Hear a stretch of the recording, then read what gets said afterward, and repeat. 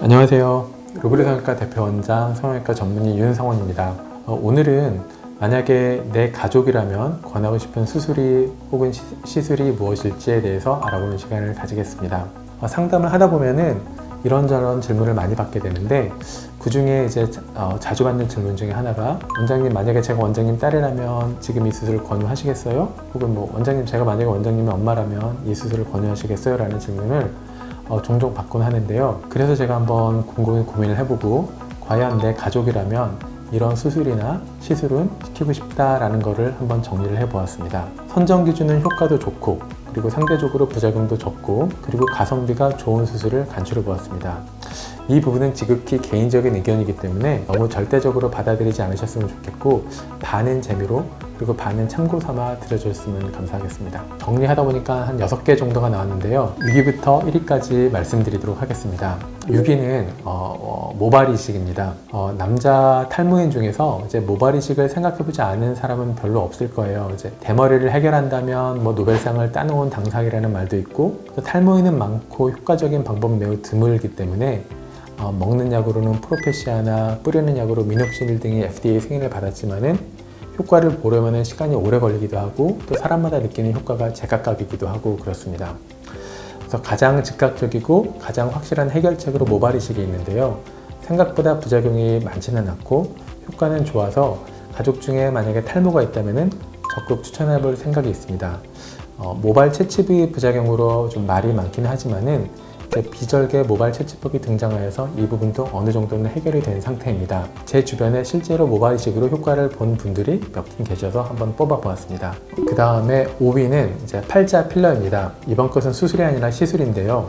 이제 보통 팔자가 피어서 고민하시는 20대, 30대, 40대 분들 의 경우 보통 이제 귀족 수술이라고 부르는 실리콘 보형물을 넣는 수술을 생각하시는 경우가 많은데요. 보형물은 의외로 여기 정확한 부분에 넣기가 좀 어려운 부분이 있어요. 그리고 만약에 잘 넣는다고 하더라도 자연스럽게 팔자가 채워지기보다는 조금 덜 채워지거나 혹은 너무 과하게 채우면은 원숭이처럼 되는 경우가 있습니다. 보형물을 넣을 때에는 이 뼈를 보면은 뼈에서 가장 팔자에 해당하는 가장 패인 부분에 보형물을 넣기 때문인데 사실 뼈의 가장 패인 부분과 밖에서 피부가 패인 부분은 정확히 일치를 하지는 않아요.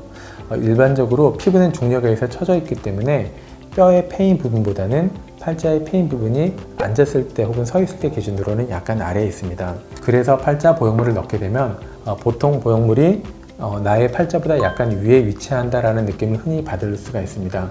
또한 팔자 보형물은 이제 피부에서 뼈까지 여러 레이어 중에서 가장 하부만을 채워주는 것이기 때문에 팔자가 완벽히 채워지기는 어렵습니다. 때문에 저는 팔자 필러를 많이 추천을 드리는 편인데요.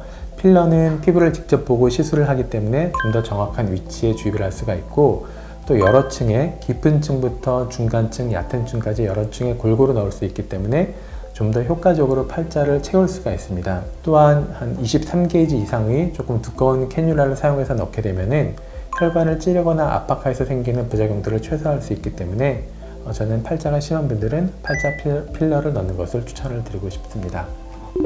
4위는 이제 무턱 보형물입니다.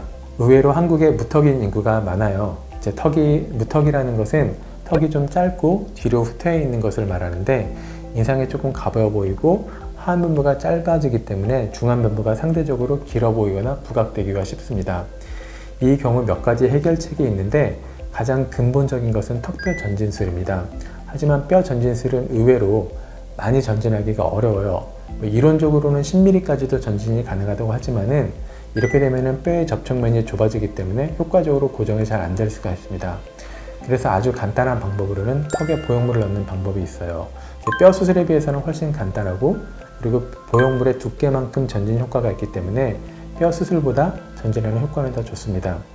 큰 부작용은 적지만은 세월이 많이 흐르면은 뼈가 보형물에 의해 약간 침식이 될 수 있다는 점이 있는데 그래도 효과적이고 간단한 수술로서는 무턱 보형물을 따라갈 수술이 없는 것 같습니다. 3위는 눈밑 지방 재배치입니다. 20대나 혹은 30대 분들 중에서도 눈 밑에 지방이 불룩 나와서 눈매가 원래 나의 나이보다 더 늙어 보이고 좀 피곤해 보이는 경우가 있는데요. 혹은 40대, 50대 분들 중에서도 피부 처짐은 별로 없지만은 눈물고랑이 도드라져 보이는 경우에 추천할 수 있는 아주 좋은 수술입니다. 눈 밑에 안화지방이 불룩 나와 있고 눈물보랑이 좀 저명한 경우에는 피부에 칼을 대지 않고 눈 안의 결막, 이 눈을 뒤집으면 안에 보이는 빨간 살이 결막인데요. 그 결막을 통해 접근해서 쉽게 해당 증상을 교정할 수가 있습니다. 다만 이제 눈밑이 튀어나온 게 아니라 오히려 눈밑이 꺼진 경우에는 본 수술을 적용할 수가 없어요. 또한 중년 이상의 분들의 경우 피부와 근육이 처져 있거나 앞볼 지방에 처져 있는 경우에는 하안검 수술을 통해서 근육과 지방을 당겨주는 것이 맞는 경우가 있어서 정확한 판별이 필요할 수 있겠습니다. 2위는 눈썹파 거상입니다. 이제 보통 나이 들어서 윗 눈꺼풀이 처지게 되면 상안검이라는 쌍꺼풀을 통해서 피부를 잘라내는 수술을 이제 생각하시는 경우가 많은데, 대부분 상안검으로 피부를 과하게 잘라내게 되면은 쌍꺼풀이 접히는 부분이 좀 두꺼워지고 그로 인해서 피부가 자연스럽게 접히는 것이 아니라 인위적으로 접혀 보이게 되어서 눈매가 보기 싫어지고 보통 사나워졌다라는 눈매를 갖게 되는 경우가 흔합니다. 이럴 경우 눈꺼풀을 위에서 당겨주는 게 좀 더 근본적인 해결책이 될 수 있는데, 대표적으로는 이마거상, 그 다음에 눈썹파 거상이 있습니다. 처진 피부를 위에서 당겨주는 거기 때문에 눈꺼풀이 두꺼워지지 않고 오히려 얇아져서 자연스럽고 좀 더 젊은 시절의 모습을 복원해 줄 수가 있어요. 또한 눈꺼풀을 직접 절개해서 수술을 하는 것이 아니기 때문에 눈매가 확 변하는 것이 두려운 분들을 위한 최적의 수술이라고 볼 수 있겠습니다. 대망의 1위는 비절개 쌍꺼풀입니다. 비절개 쌍꺼풀은 보통 병원마다 다르겠지만 매몰법 혹은 잔인착법 등의 여러 가지 다른 이름으로 불리고 있습니다.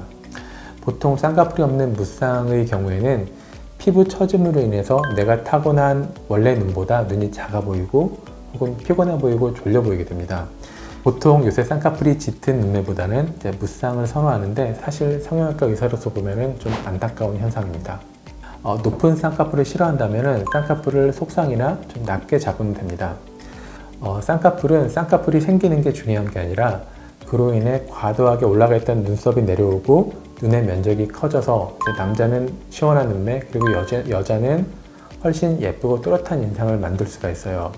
또한 무의식적으로 들고 있던 고개가 내려와서 좀 더 자신감 있는 인상을 만들어줄 수가 있습니다.